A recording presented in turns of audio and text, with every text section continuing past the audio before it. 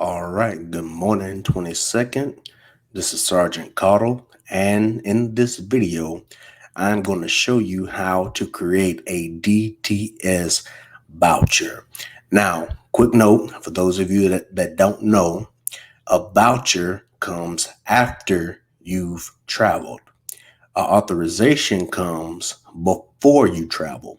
So I already have my authorization here for Point Clear. This has been approved and my trip is now over. So once my trip is over and I want to create my voucher, I am going to click on create document and then I'm going to click on voucher. And here you see the voucher that I can create from the authorization that has already been approved. So what I'm going to do right here, I'm going to click on create voucher. Okay. Wait for that to pull up. And once it does, everything that was in from my authorization is now in my voucher. Okay. I'm just going to scroll down, just check and see, make sure everything is correct.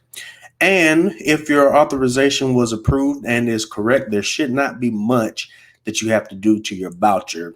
But what I'm going to do now is I am going to upload my hotel receipt and substantiating documents right here.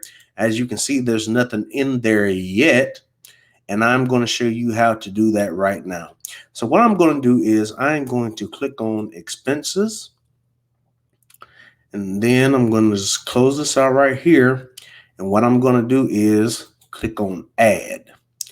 And once I do that, hit the drop down. And then I'm going to scroll down and find documents. And none of these fit what I'm going to do. So I'm just going to put other. Okay. Then I'm going to attach my document. I'm going to browse.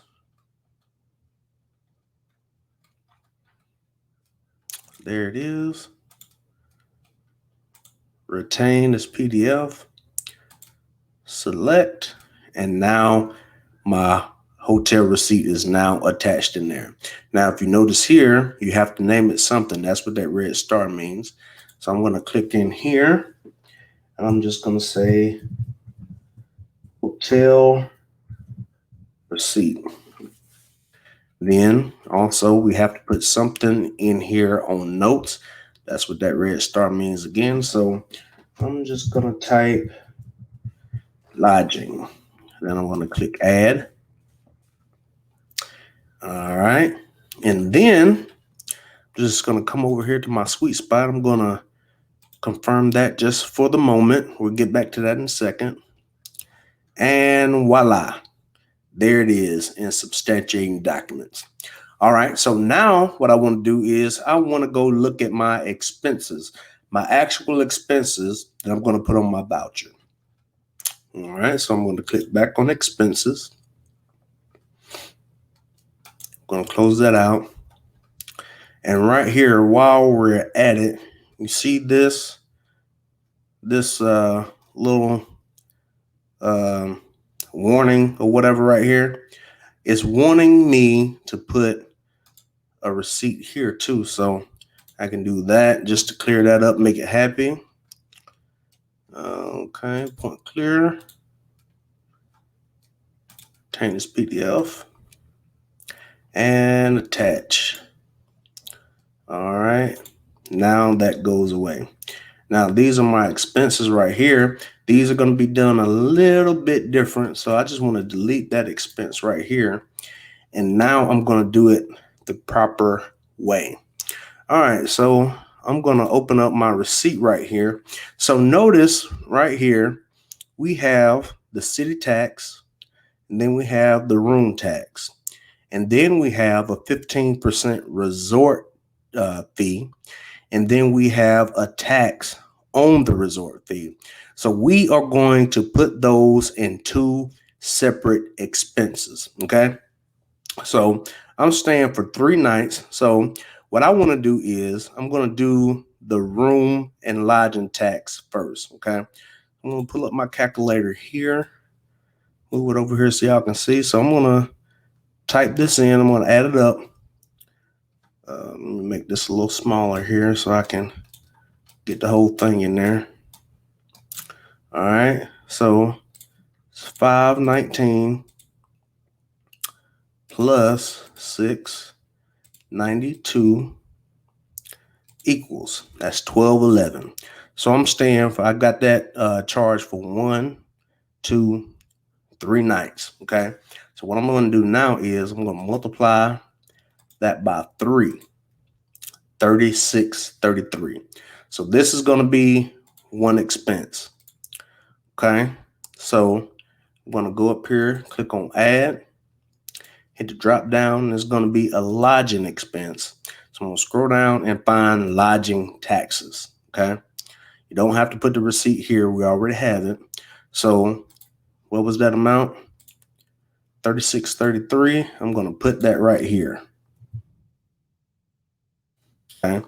Now, right here, my government travel card is not showing right here for whatever reason, but if yours is showing, you have the option to make that go back to your personal or your government travel card. And if you use your government travel card to pay for your hotel, you need to make sure it's going back to your government travel card. But just for the sake of this, I'm going to have personal here. I don't have to put any notes, and I'm going to click add. Okay, and there's my lodging taxes. That's my lodging expense. So I'm pull up my receipt again, and we're going to do the resort fees that I was talking about. So pull up my handy dandy calculator here again. So that resort, 15% resort fee is $25.95. And then we're going to add the resort tax that goes with it, which was $182. Okay, and once again, I have that 1, 2, 3 times. So I'm going to multiply that by 3. That's my total, 83.31. 83.31. Okay, so I'm going to go back over here to DTS. I'm going to add, hit the drop down again, lodging expenses, but this time I'm going to click on lodging resort fees. Okay, you don't have to put the receipt right there. Let's see, what was my total? 83.31. I'm going to put that there. 83.31. All right. Once again, you want to make sure that it's going to the right spot. Mine is going to personal. If you had it on your government travel card, it needs to go to your government travel card. And we're going to click add. And there are your expenses. Okay. That's what it looks like. Okay. This is giving me another warning right here. So thinking this want me to put a receipt for that. So too easy. I'll just come back and put my receipt in there again just to make it happy. There it is. Retain and attach. Now the system is happy. Too easy. All right. This is what your expenses need to look like. Okay. Lodging, resort fees, and lodging taxes. All right. So now I'm going to come back over to my sweet spot here. All right. And now you can see what it looks like. Lodging resort fees, lodging taxes. Here's my hotel receipt. Everything is looking good. Line of accounting. Now, let's just say I wanted to change up what's going to my government travel card or my personal account. You can do that here under financial summary. Okay. All right. What you want to do, you want to scroll down, and then right here it says adjust disbursements. Okay. This is what mine is looking like right now. This is what's going to my personal. This is what's going to my GTC. Let's just say I want more money to go to my government travel card. I can do that here. Okay. Just back that out, and let's just say I want $500 to my government travel card. Now I'll put that there, and then you see how it adjusted right here. You can preview what you got going, personal, government travel card, and then you can click save, however you want to do it. So just for the sake of this, I'm going to have all of mine going back to my travel card. This 852.14, I'm going to put it all on my travel card. So now I got 0 coming to my personal, and I've got everything going to my travel card. Then I'm going to click save. Now, just one quick note, if you mess up and it's not looking the way you want to, you can always click reset and it'll go back. All right. So let me put mine back in there. 85214. I'm going to click save. All right. Now down here, this is my financial summary. I've got nothing going to my personal, and I've got everything going to my travel card. Okay. Now I'm going to go back to my sweet spot here, review voucher. All right. I'm going to give it another once over. Make sure everything is looking good the way I want it. Line of accounting, and the MOI needs to go in substantiating documents as well. Okay. Click continue. Statements are looking good. Oh, now it's giving me this pre-audit right here, asking me why I'm adding this amount to my government travel card. So I'm going to click in here in this justification.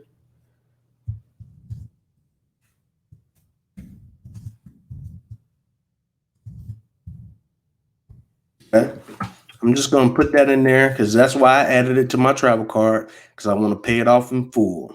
Click save. All right. Everything else is looking good. Nothing there. I'm going to click continue.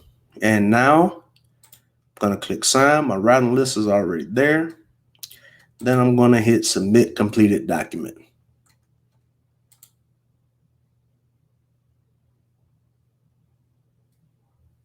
Give it a moment. All right, that's it. Now my voucher is signed. Quick little note, you have 5 days to complete your voucher from the time that the travel ends. That's not 5 business days, but 5 days. Okay. So I haven't seen any movement in my voucher in a while. So I'm just going to look. I'm going to go over here and go back home. I want to see what's going on with my voucher. So I'm going to click on vouchers. Here's the one that I just did. We just went over. I haven't seen anything in a couple of days, so I want to see what's going on with my voucher. So I'm going to come over here to this voucher. I'm going to click view. And if I want to see what happens next or what needs to happen next on my voucher, I will come back in it and I will click sign and submit. Okay. So now green check mark has been created. Green check mark has been signed. Now it needs to be reviewed. It does not have a green check mark. Okay. So these check marks means that's what's been done. And this right here means this is what needs to be done. And then after that, it will need to be approved. Okay. So if you don't know what's going on with your voucher or authorization, you haven't seen anything in a few days, this is a good way to see where it's at. You can do this all on your own. You don't have to call me. You don't have to call anybody else, but you can call and say, hey, my voucher needs to be reviewed. It hadn't been reviewed in a few days.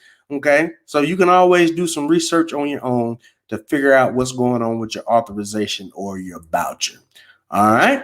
That's going to wrap it up for this video. Again, my name is Sergeant Cottle. You all know how to reach me. We'll be back with another video soon. Peace.